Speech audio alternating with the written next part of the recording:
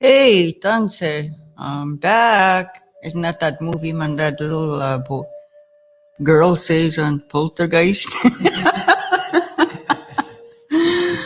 Yeah, Samina Brenda Albert. I thought I would share some nice stuff with you this afternoon. It's what I would call my traditional upbringing. Kagi so pigyan. Igi nehiw pigyan. Igi, this is, what I'd say, my second life, Gaitwan, I would say. After my residential school experience, to tell you honest truth, I don't remember, I don't want to remember my residential school experience, but I sure do remember my upbringing on Sweetgrass, Nagawatsi. There are very happy, rich memories I remember so many happy memories. They're very rich too. I was really lucky to have, a wonderful, loving mother and a wonderful, loving kukum. And because of their belief system and the faith they had, that really helped me. And again, I would like to thank Gutawino for another day. And I would also nanaskumawak, Gagiugawian, Gagiukumian, and all the other elderly women that helped to raise me in the traditional sense. I grew up very in a very strict environment, but it was a good, strict, traditional environment. My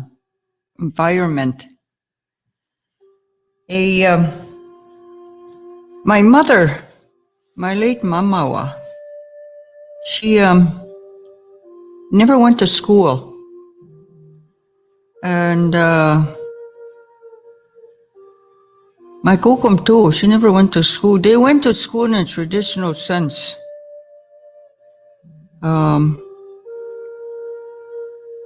They grew up like that. So they were very rich in their way of knowledge.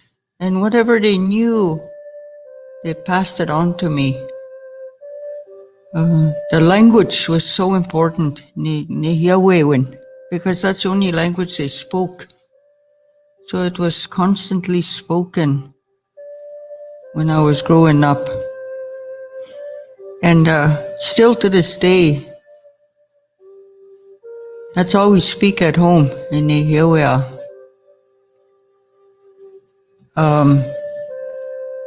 Yes, thank you, Jennifer, for watching.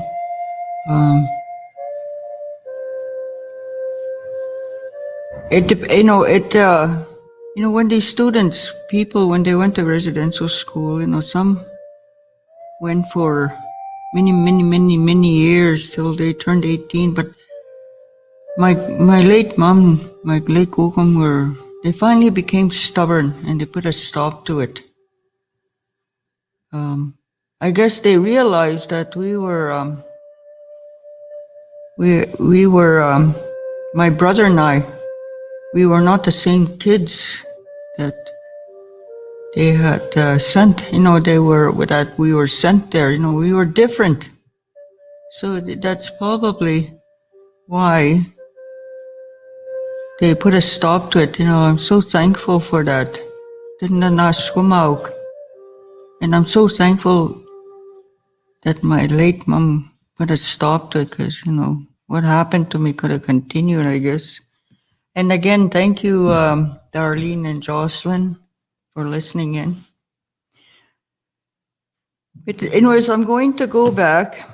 I want to tell you that, like all my whole family, that was the number one language in my family. Well, it is, still is to this day. And I do come from a family there are 5 of us. I have 4 brothers and myself. So I think it was a little easier to raise me because I was the only girl. And I was brought up very strict. Kayas, old people a long time ago, old people were really stubborn.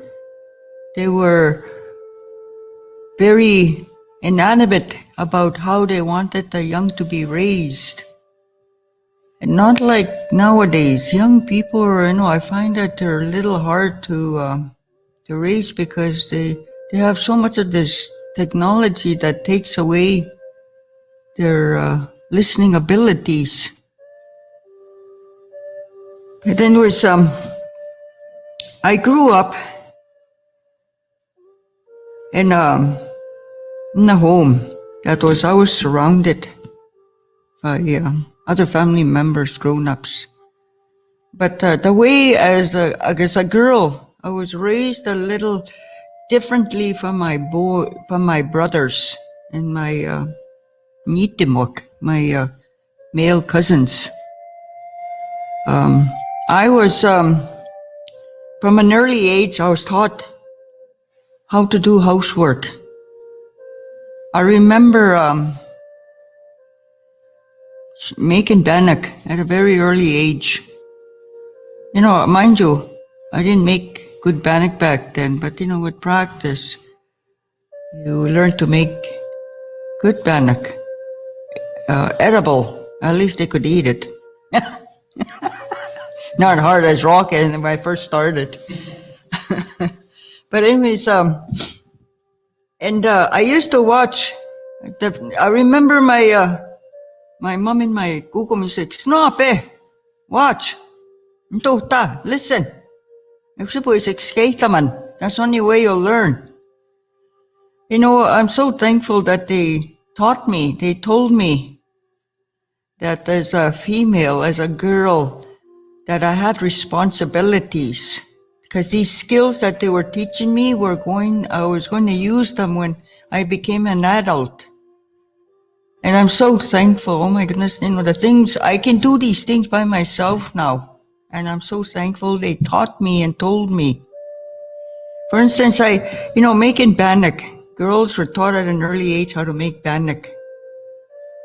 And they had to watch how much flour, how much baking powder, pimis, water and all that, how to mix it, mix the proper amount to make a good bannock. It's a trial and error type of thing to make bannock. And even to snare rabbits, we had to snare rabbits because that was our food source. We weren't rich. We didn't have money to go to a grocery store. So we had to live off the land. And I remember we were woken up early. I remember my kukum, or even, some old, one of my parents would say, "Once ka, kaso may apita ka kegats." They used to wake us up about 6 o'clock in the morning. I guess that's why to this day I get up so early. Like, this morning I was up at 5:30. But anyways, they used to say, "One Scott, get up." And it was already at 6 o'clock, and they say, "Oh, it's almost dinner time." Like, oh my goodness, it's 4 hours away. But to them, time was very important because you had to do all these things in order to survive. Anyways, we had to get up early, and usually one of my brothers would come with me, or my mom and I would go. We go check our snares, and we used to walk long distances to go check our snares. And we were taught how to set up a snare, a rabbit snare. And I was taught how to skin one, and how to gut it, how to cut it up if you're going to make rabbit soup or even fry rabbit. You had to cut it. If you're going to fry rabbit, you had to cut it a certain way too, to cut up those rabbit parts. And I remember my brothers and I, we used to fight over the head. Oh my goodness, I loved the brain and the eyes of the rabbit. Wow, pushing. I know those eyes. I don't know, Brayden, have you ever eaten rabbit eyes? Oh my goodness, it's just like, I don't know how to describe it, it's delicious. Even the brain, I remember my kukum said, uskan. That's what they call the brain. You'll be smart. So we ate as many rabbit heads as we could because we wanted to be smart. And when the eyes too, they say, check. Eat those eyes, you have good eyesight. It doesn't matter what season, we had to go check those snares because that was our food for the day. And we had to get water from a well. Well, it started off from the slough. We used to drain the water that we took from the slough because they have these little swimmy bugs in there. Because, the water was clear and clean. I wouldn't drink it now because it's so, all this pesticides. And then we got so lucky we ended up getting a well at the bottom of the hill. But still, we had to carry it from a long distance. In the winter, my mom used to give us these pillowcases that were made out of canvas. We had to go and look for clean snow and bring this, put the snow inside these bags, bring the bags of snow in. We had a big barrel by the door. We had to fill up that barrel with the snow. And then we had a wood stove. There's a reservoir on the side of the stove. We had to put the snow in there. That was our washing our face or whatever. That was our, for washing dishes, whatever. And we took baths only once a week. We didn't play with water. Water is precious. We were taught that water was precious. We weren't allowed to play with water. We took a bath once a week. That was on Sundays. I remember this. We used to have a big round metal tub.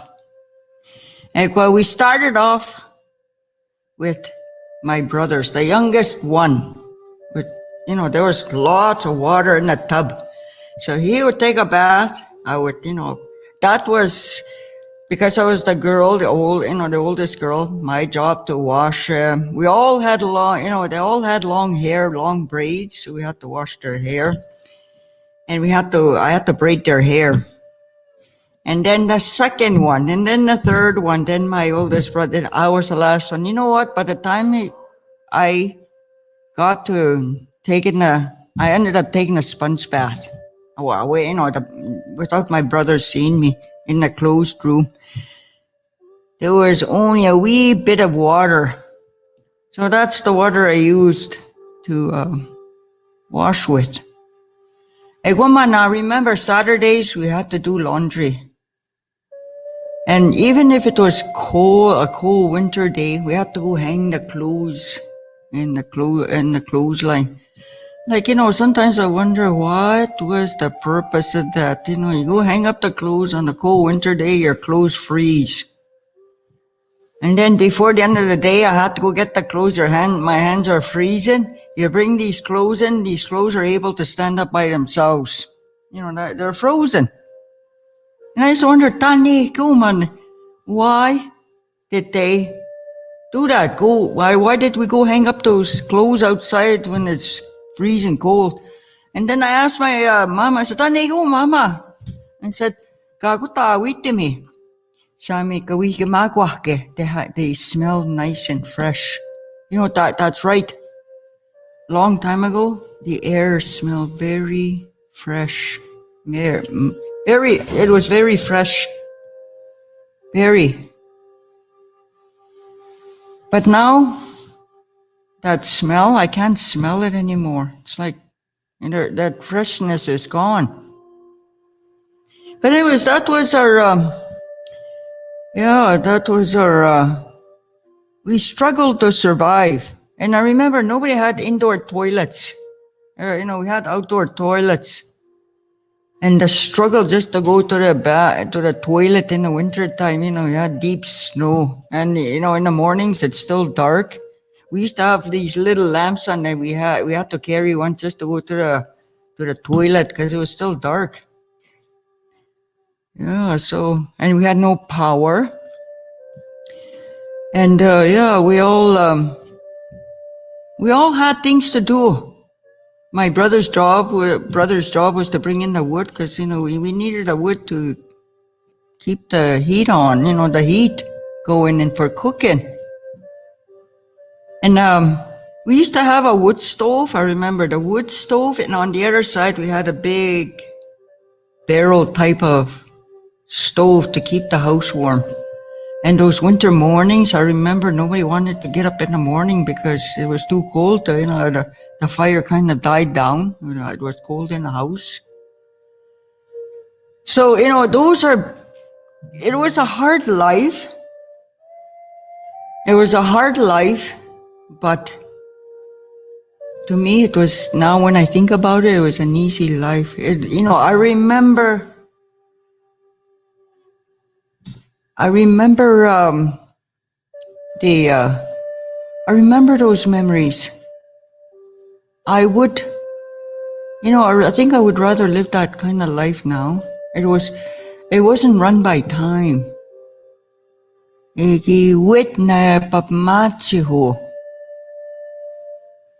was. And we grew up not drinking any pop and, that kind of sweets. So that's why to this day I don't drink very much pop. And if I do drink pop, it really hurts my jaws because my body's not used to it. But anyways, yeah. So it was in the game, I had fun with my brothers. We played together. I was still a little girl. The only time we played is when we were done all our chores. And doesn't matter what season it was, we spent most of our time outside. I don't remember us ever getting sick to have a cold or anything. No, I don't remember. Because it's like we're healthy. I think it had to do with the food we ate and the fresh air we got all the time. And we were always active. And I remember my mushum. We grew up with horses. And my mushum had one of those, in the summer and in the fall, in the spring, you had those wagons. And he used to hitch up the horses. And in those times, and either to go get some wood or whatever he needed to go. And and the boys went with him. But he really, I tried to always sneak in there to go with him because I preferred to do outdoor stuff. Anyways, I remember this one time he hitched up the horses, and I think he was going down the hill in Sweetgrass. He was going to go get some wood, and the boys didn't want to go with him. So, and my Musum was one of those type that never looked back. He always looked forward towards the frontier. Anyways, he was doing that, and he was sitting, he was bent over, and he was going, his horses are going slowly. And I looked around, and I quickly ran to the wagon, and I jumped on the back of the wagon. Anyways, I don't think, he didn't know that I had snuck on the wagon. It was, I say we're far from the house. And, he must have realized, he looked back, and then he saw me sitting there, and he didn't say nothing to me. He just said, that's all he said, because it was too late for him to send me back. It was quite a long walk for me.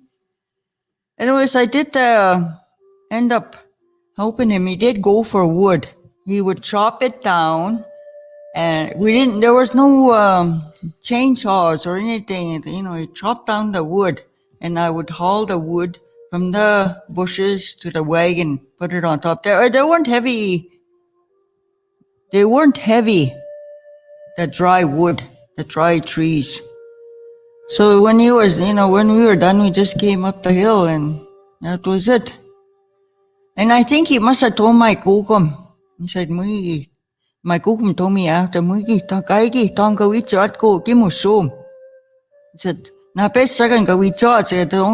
he said, don't ever go with your mushroom again. It's the boys that have to go with him. And he wasn't the type that talked too much on my mushroom. He wasn't much of a talker. It was my kukum that was the talkers, and my late mom. But anyways, all these happy memories. And I remember playing war with my brothers. Oh my God, I was a mean,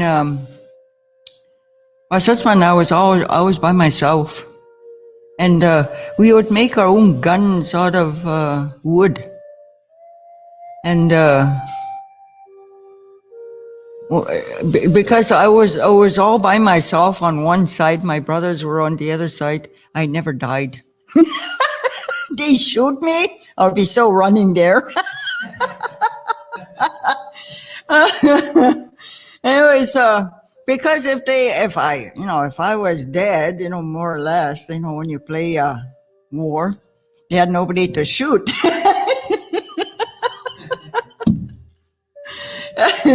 Anyways, yeah, so all those memories. And I remember playing kick the can. Oh God, I was a mean kicker too. And we used to ride horses. I remember a couple of times we stole our Muslim's horse. My cousin Emily, we used to steal our Muslim's horse. And, we were good horse riders. But there was a hard stop where riding horses. My kukum told me, when I became a woman, she told me, don't ride horses anymore. I so seen you're powerful. You're a young woman now. She told me that. So I had to stop riding horses because, horses are sacred. Because I became a young woman, that was the end of my horse riding days. Because she told me that. So I listened to my kukum lots. She told me a lot of teachings. And so did my late mom too. My kukum was, my mom was the disciplinarian, more so than my dad. And my kukum was a teacher. She's the one that told me all the things I should know about as a young woman. She, being a child, and being a young woman are different. You know, I find that you had more freedom as a child growing up. You had all these things that we did around the house. We never had toys. We always came up with our own toys, our own games. Yeah, so I remember those are real great memories, and it helped. I think it helped forge us into establishing our roles in our family, and we were able, as a girl, as a child, I was able to play with my boy cousins too. We were allowed because you were still a child. But it was, we were allowed to be children for as long as we could, but we had to, at the same time we were taught how to do chores, how to do work that are geared for a girl and a boy. The boys spent a lot of time with their, with my late dad, my mushroom, and their uncles, our uncles, because, I remember my late uncle there, Gagyusian, say his name. His name was Austin. He used to hold sundances. And my brothers were the ones that really helped him too. During that time period, they were taught a lot of stuff as a boy, as a young man. But anyways, I'm going to tell you a little bit when I grew up, when I became a young woman. My late mom, my late kukum, they told me ahead of time what was going to happen to me, what was going to happen to my body. That there's nothing to be ashamed about. Nothing to be scared of. It was part of, it was natural that it happens to all girls. So, it was winter time. And I remember, I think I was I was 15 years old. I was going to school. I was in grade 7. I was a late starter. But it was winter time. And I went to, we didn't have an indoor bathroom, like I said. So I went to the toilet outside, and that's when I found out I became a woman. And I came inside. I knew what happened to me because I was told already ahead of time. And I told my mom in a kimuts. I told her secretly what happened. And she told me, "Beo, I'm going to toilet." He said, "Go in the bedroom and close the door. I'll be there." Because she was getting my brothers ready for school. But anyways, the bus pulled up. My brothers went running out. And all of a sudden, I heard my mom yell. And I'll never forget this. She said in Cree, "Mwip tamantan ska giks na maso pegay migis kao. Yo skinik square wit, yo tihta good." And I'll translate that. She said, "My daughter can't come to school for 1 week. She became a young woman. And mind you, the bus driver was a man." Oh my God, I thought I was gonna die. Oh my goodness. She might as well tell the whole world that I became a woman that time. But you know what? I understand now why she did that. She was so proud. She finally had a young woman. That it was her way of announcing it. Because of that, finally her daughter became a woman. That next stage in my life. So anyways,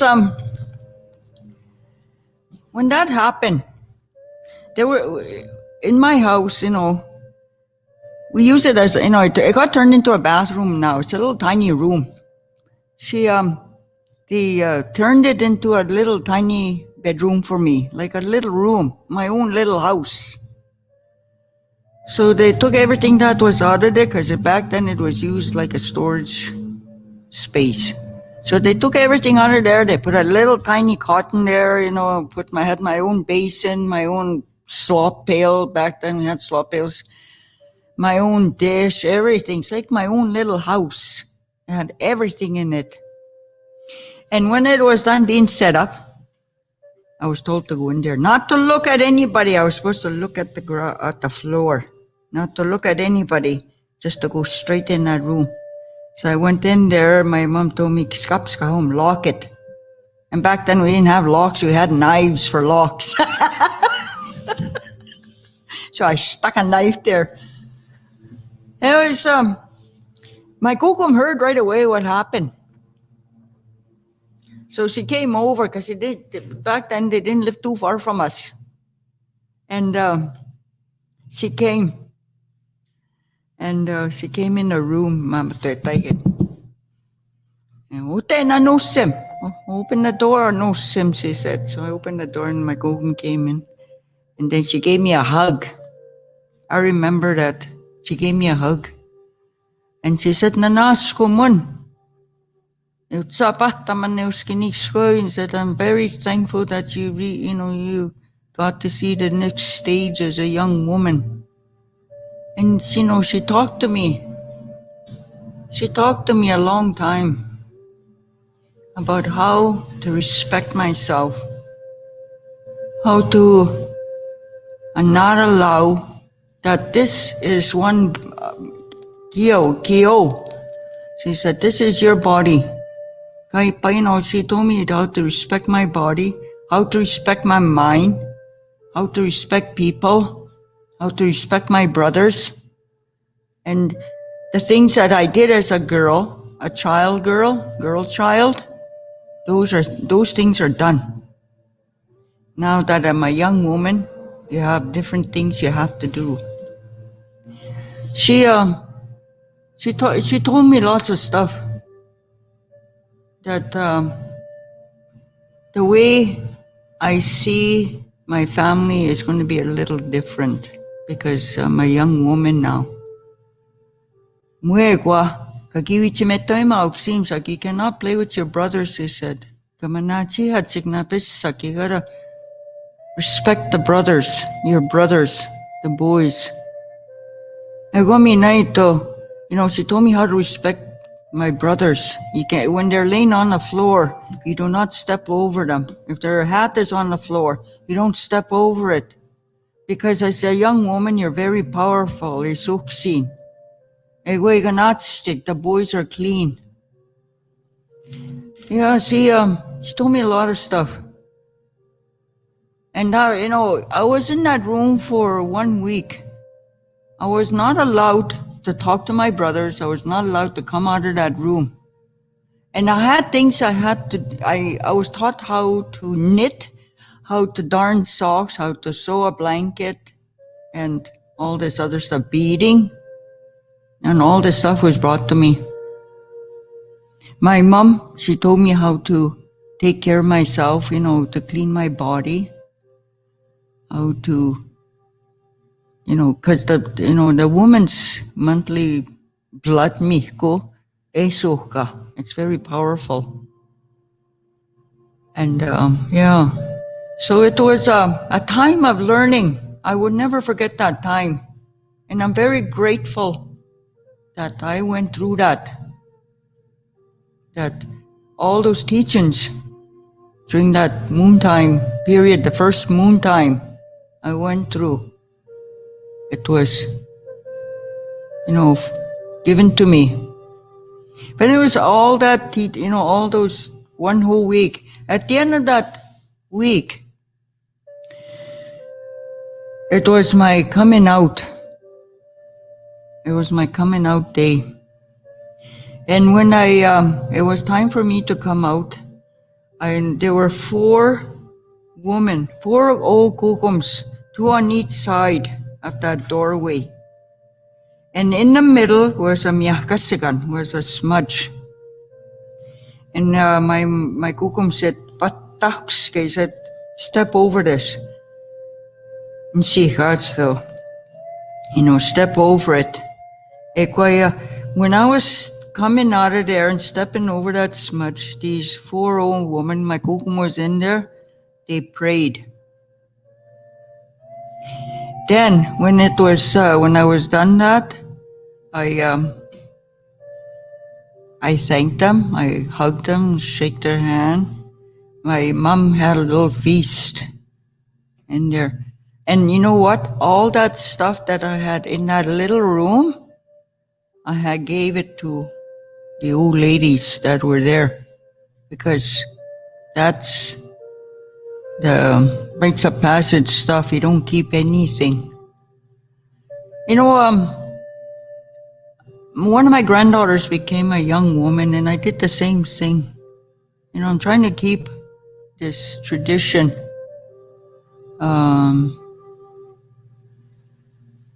Trying to keep that tradition going with my granddaughters. Everybody's different. Their families, how their moon, their daughter's moon time goes. Yes, Darlene, this is, I think, Darlene, when girls go through this, they have more respect for their bodies. They respect their bodies, and they have more respect for people around them, their relations. That's the way I see it. Oh yeah.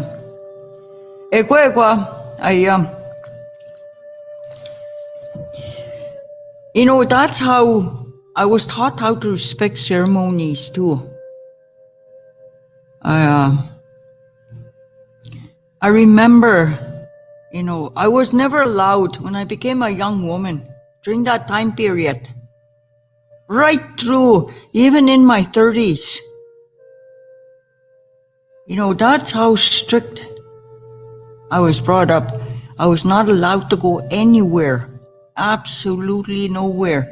The only place I could go was at a Sundance. I don't remember going to a powwow, a dance, or any of those other places.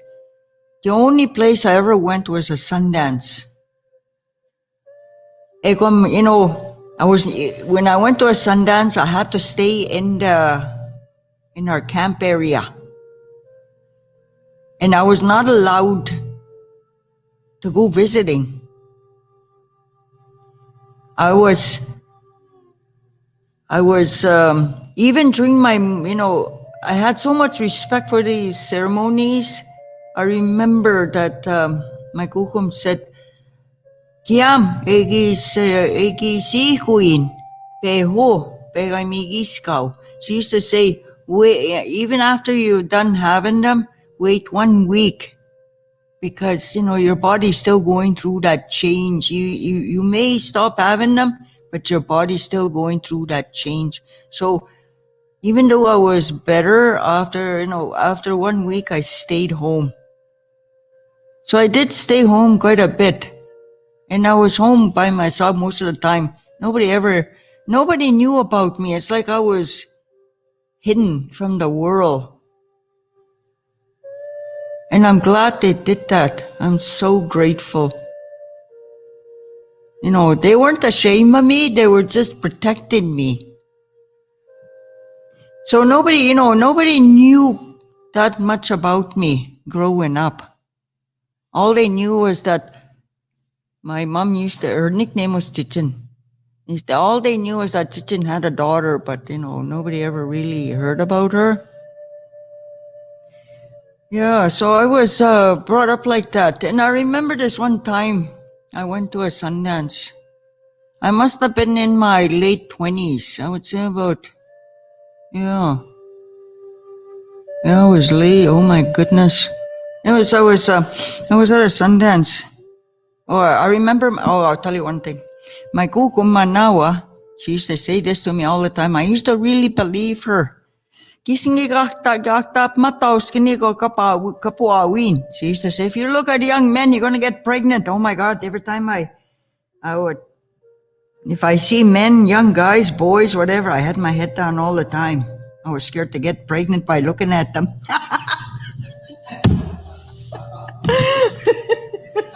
She instilled that fear in me. But anyways, my kukum, during that time period, my kukum, when I was a little girl, my mom was the one that took, she had a lot of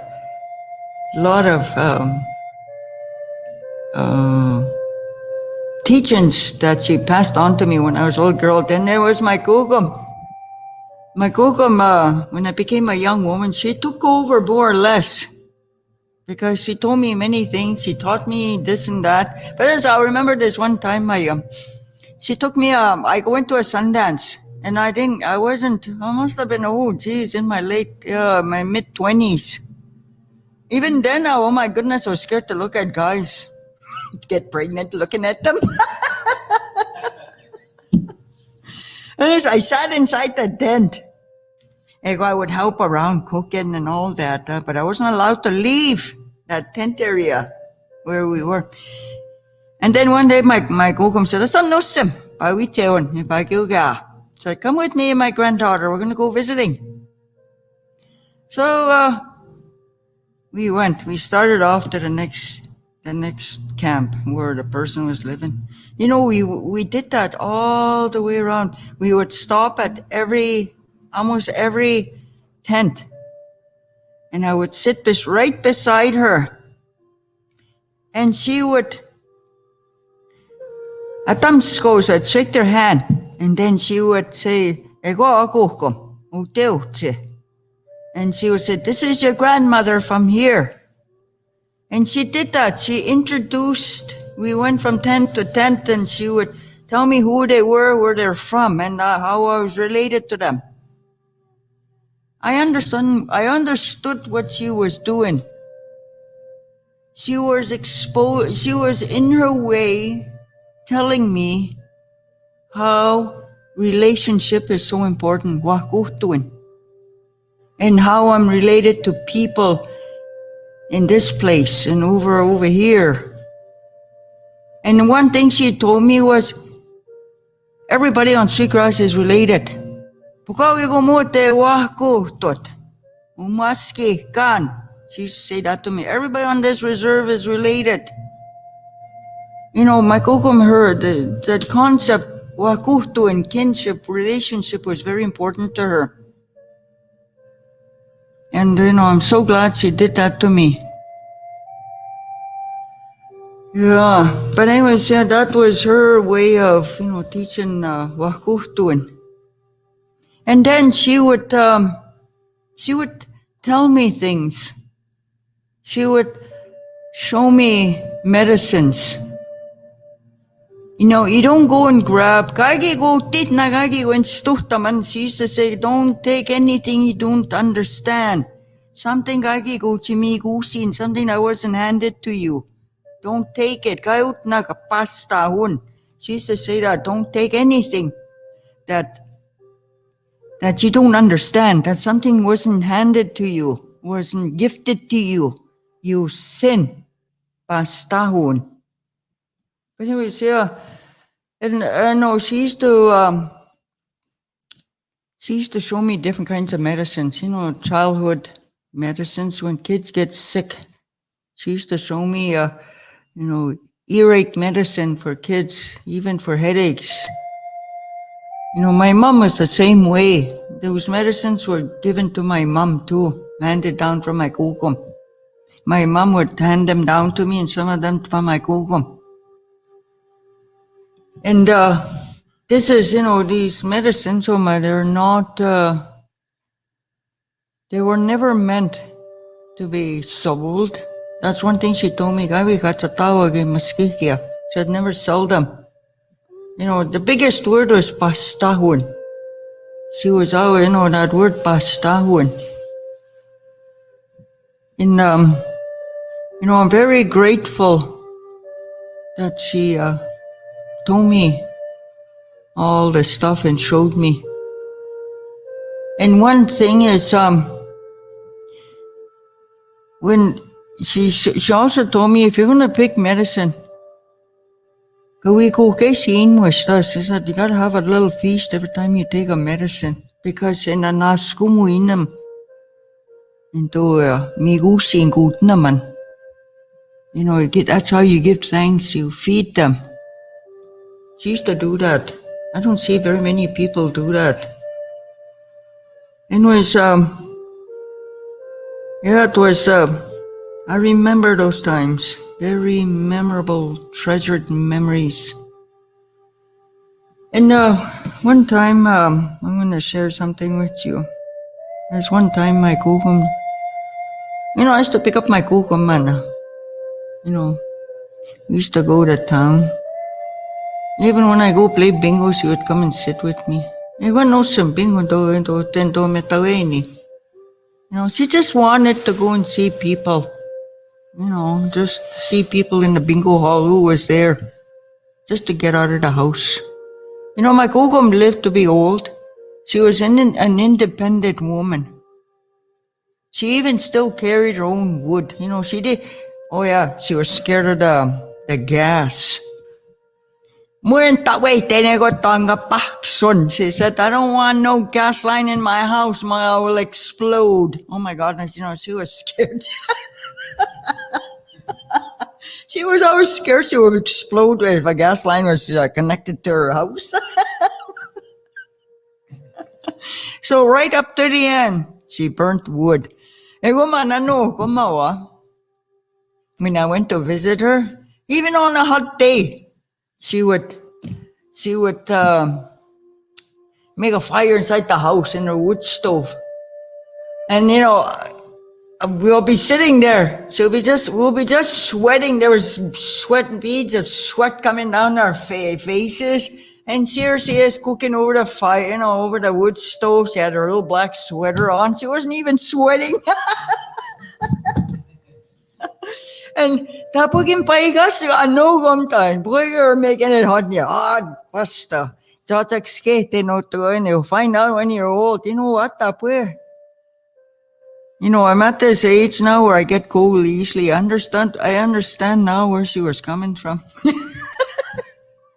Okay, but it was that one time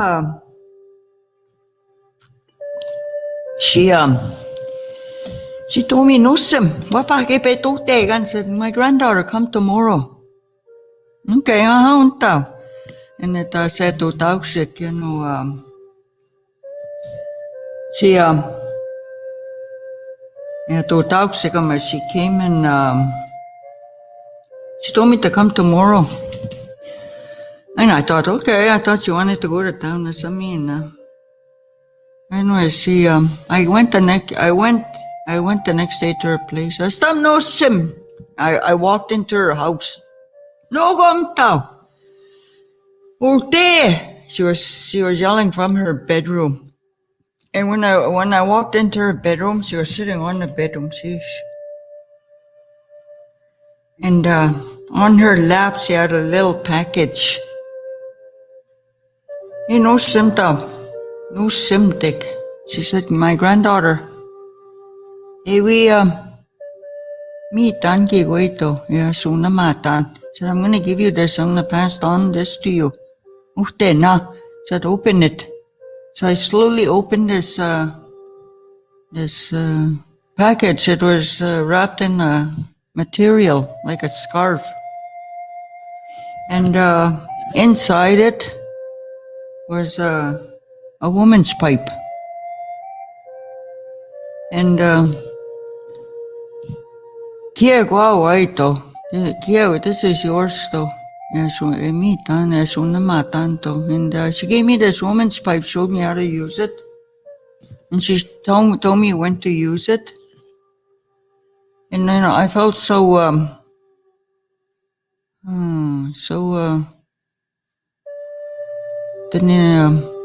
that's it. I don't know how I felt when she did that to me, gave me that. I felt like that somehow she had, why would she give me that? I didn't ask her though, because I didn't, she never, old people never like young people saying why, or, because that way, then they don't like those words. So you just accept. Anyways, yeah, so I still, I still have the pipe she gave me. Never leaves the house. Because, that's trying to keep it clean. Not soon after that, she got sick. Not soon after we lost my Gugum. My Gugum's name was Charlotte Albert. Many of you may have known her. She was my most, with my mom. My late mom's name was Cecil Albert. They were my most profound teachers. They're the ones that really set me on the right path to where I am today. They even taught me how to become a good mother. They taught me the roles of a mother. My Gugum was, my kids, my boys. I have my oldest boy, Jordan. He's 35. And the twins are 34. They were lucky enough to see their Japan. They even talked to their Japan because they spoke. My boys speak fluent Korean, Nehiyawitsk. That was their first language. So they were able to communicate with their Japan. They were able to talk to their Japan, Nehiyawitsk. They understood, that's the only language they knew. And my Gugum taught me how to be a good mother. What was my role as a mother, and so did my late mom. When after I had my boys, my mom brought me maskiki medicine to clean out my insides. Some mothers, they have problems after, but this is to clean my insides out, and some, go through that in a hospital, they clean out with these medicines. But anyways, they even taught me how to wash spisun, moss bag, the moss bag teachings, the belly button, the wipson, the swing, even how to take care of a baby on stormy days. A lot of young mothers don't know that's how powerful these BSO card, they could hurt your baby. All these teachings that were told to me were, I'm trying to, I don't have a daughter, but I'm trying to pass them down to my boys, trying to teach them at the same time. Because they do have eutanstick. They have daughters. Yeah, so, I remember helping my mom and my Gugum making pakegen, hide. That hide making too is very tedious. And I remember it started off in the fall, after they killed an animal, psumus.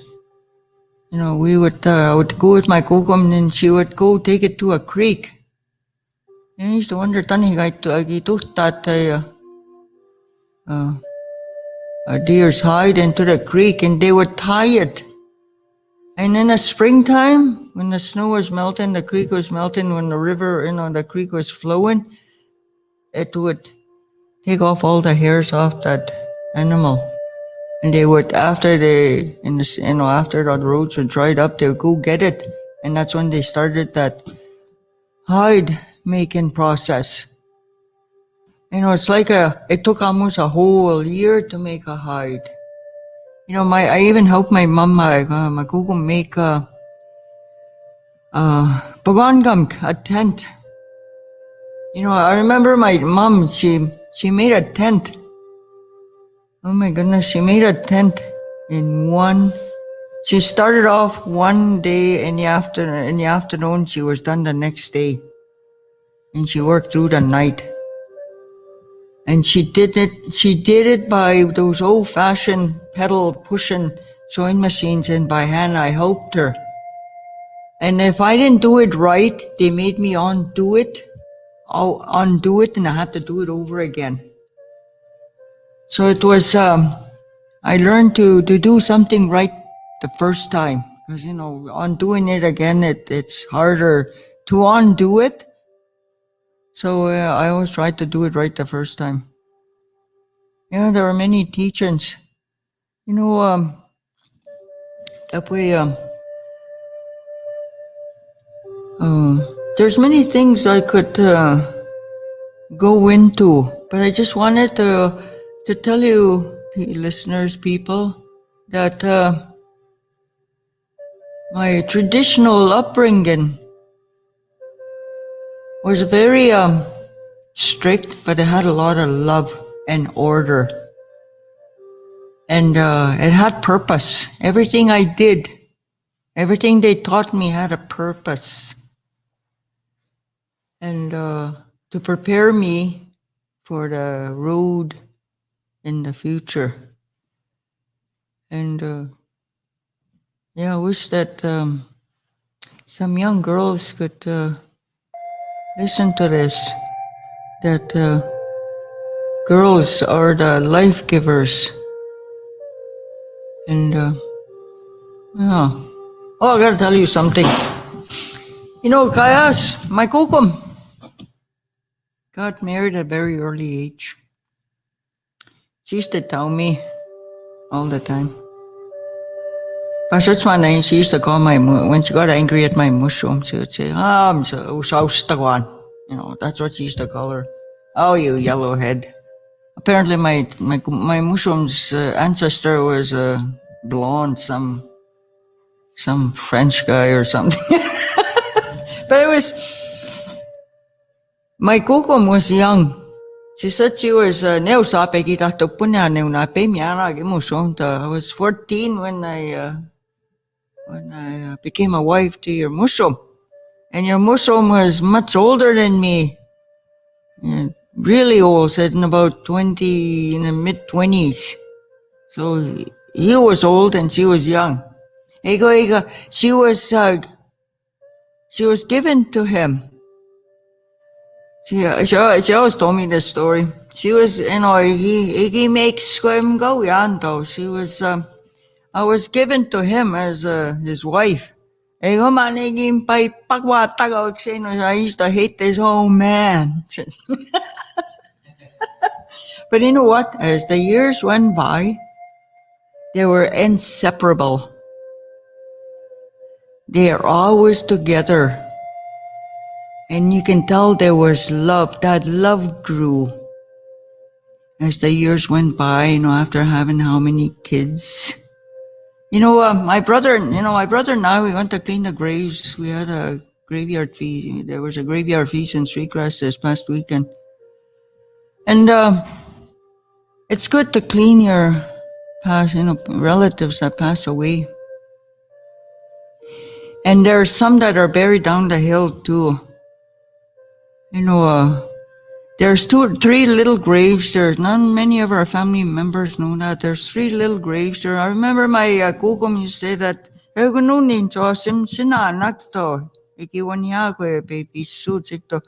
there's 3 little graves there, side by side in Sweetgrass. We lost these ones and they were babies, he said. And we always clean those.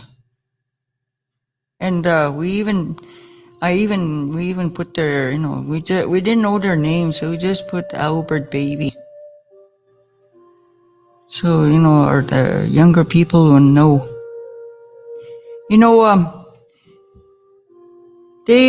My kukum suffered big losses in her life. She lost a lot of her children.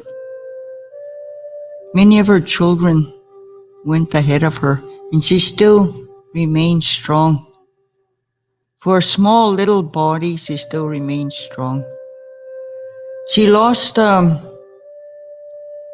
my uncle there, my cousin Rodney Albert's late dad. His name was Francis. You know, they lost him when he was old, an adult. And then there's my late auntie, Gawis Naina. And then there's my other uncle. I never got to see him. His name was Joe. Apparently he passed away from TB, tuberculosis. And then there's my late uncle. They call him Tony. That's my cousin's late dad. Okay. And then there's my uncle Noel. That's Darius's late dad. And then there were three. And then there were the three babies. And then there was my mom. My mom was the last one to leave this world out of that family. Egi, apparently my musum and my late musum, my late Gokum had 13 kids. And most of them grew up to be adults. And I was lucky enough to get to know quite a bit of, a lot of them. And my mom was the oldest girl in that family. So yeah, she was told and taught a lot of things too. And I was lucky enough to get to know my chapans too. My chapans' names were Marie and Josie Osikap. I used to live in Musuman. And I remember, to this day, I don't know how did they ever manage to get from Musuman to Sweetgrass? Really? How did they, in my Chapan was blind. Like, how did he hitchhike from Musuman to Sweetgrass? It is. Yeah. And I remember when we had a kukum. Everybody like I said, everybody on Sweetgrass is related. So we had this kukum of ours. We used to call her, her Cree name is Ahicha. Her English name is Annie Whitecalf. Every spring, she used to live quite a ways from us, man. And she used to come to my mom's, man, she used to come. I remember every spring she would come. And we knew why she came. She came to eat gophers.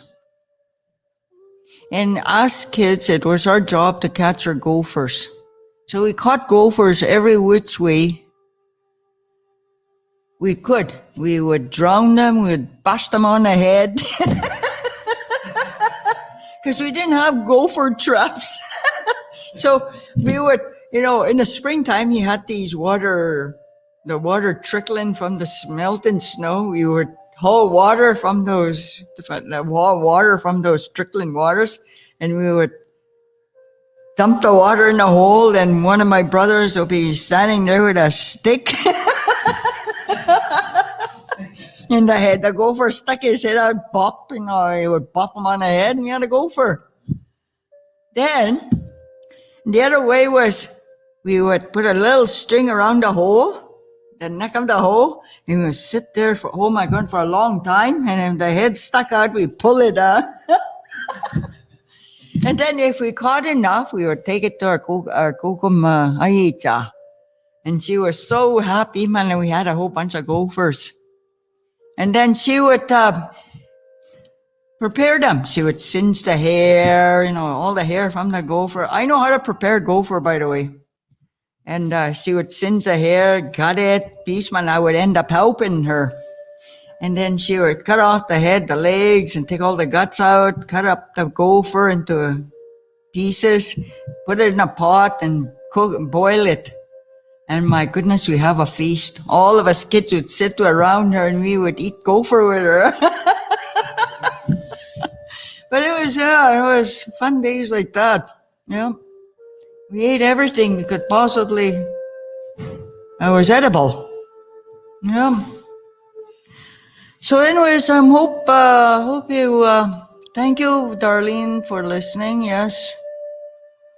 A lot of older people, they went through the same thing inside. They're being continuously taught all these, rituals, protocols. And thank you, Nancy, for watching from Idaho. Yeah, so this is how I was brought up, traditional upbringing, the way I was brought up in my family. Like I said, everybody was different. And I'm still trying to keep some of these traditions alive that I was being taught to me. I have 3 granddaughters, Capets. And I'm hoping, I already slowly teaching the oldest one, because he's the oldest one. The other ones are still little girls. But, yeah. So, with that, I hope you enjoyed what I have talked about. So you know the difference that I am so grateful na naskumawak gihtamak na naskumawak no kom ni mosum no tawipan gawipan. I'm very thankful for them that they keep for them to be able to do that, because they help me pave a road, the good road for me.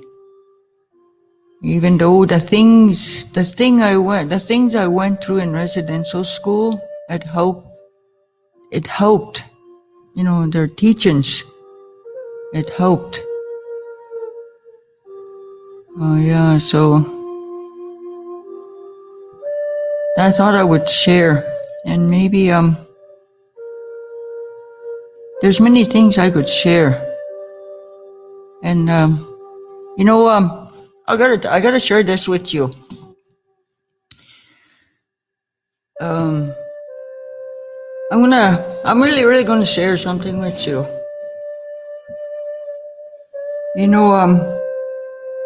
When I became pregnant with my first son,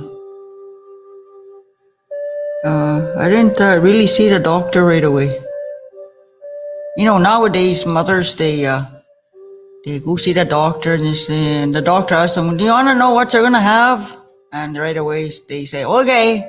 And the doctor, "Oh, you're gonna have a boy? No, you're gonna have a girl." You know what I mean? But it was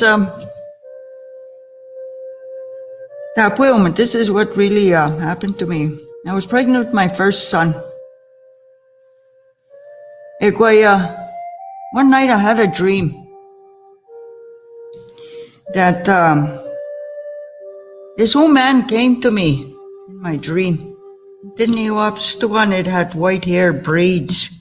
He had like into sky. They had like he had white leather clothes on, broad like hide clothes on, white. And this old man came to me and said, "No sim, ipewi tamatan, yawi tan pek nusim, ques kagiso pigi tamawin."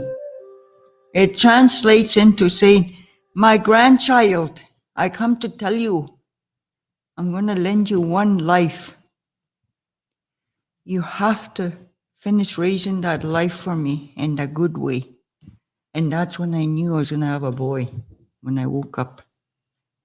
Same thing when I was pregnant with the twins. But this time there were 2 of them that came to me, and they told me the exact same thing. They said, no simnan, it's our grandchild. Epewi tamata, eawi taniso, matsuna, Kagiso piki tamawiya. She said, we're gonna lend you 2 lives. You have to finish raising those 2 lives for us in the good way. You know what? I did what they asked me to do. And I trying to tell my boys the good things for them to take those good words. You know, they were taught by their kukum and mushum and their chapans, the good things, those things that they were told and taught by them, that they still have them and carry them on. Nobody was put on this earth to follow the bad path, the bad road. It's up to them to decide. And that good road is going to take them far. Yeah, so I wanted to share that with you listeners, watchers. And this, one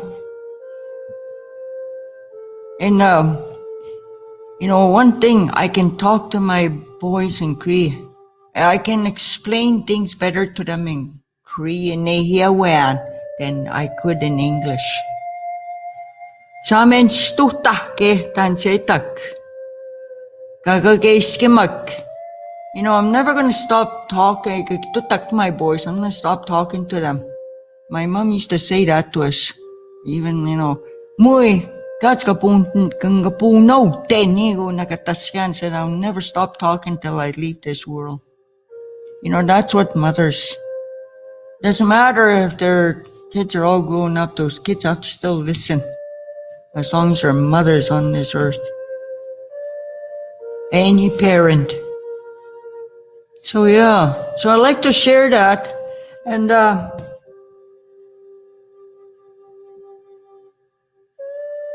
so that's I'm so I'm thankful that you're listening to me. Please, I'm just sharing what's on my how I was taught, raised, and what I still have up here. Even this teaching this language in this school. This language was gifted to us. It was it's a spiritual language. That's one thing my kukum used to say. This language has a spirit. Watch what comes out of your mouth. That's what my kukum. She say, my mom and my kukum say, watch what comes out of your mouth. This could kill a person. This mouth.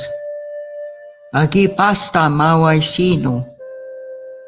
So I guess that'll be. And I'd like to thank the listeners, Darlene.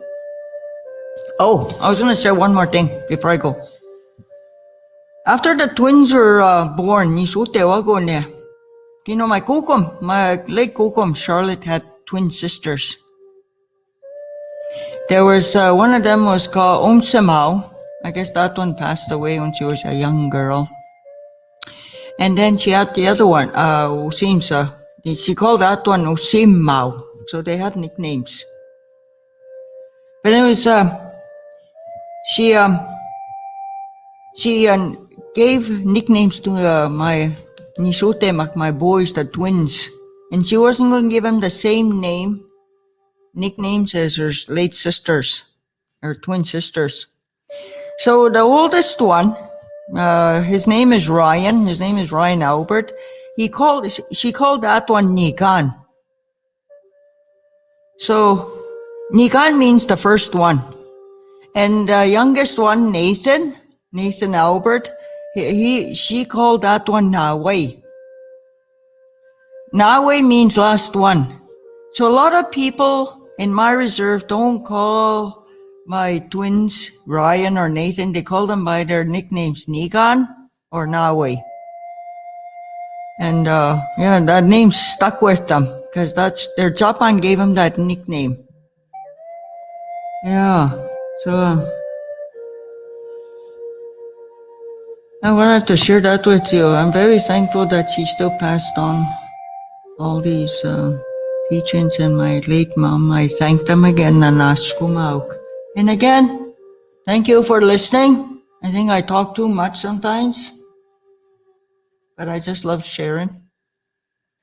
Yeah, so thank you, Darlene, for listening. Thank you, Nancy, all the way from Idaho.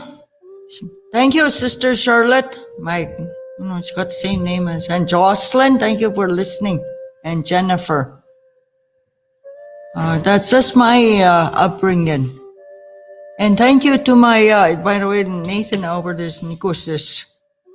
Thank you for listening, Nikusis. And thank you to all listening. So everybody, Miyugi Skansik, have a great day. Thank you. Sam, Gam.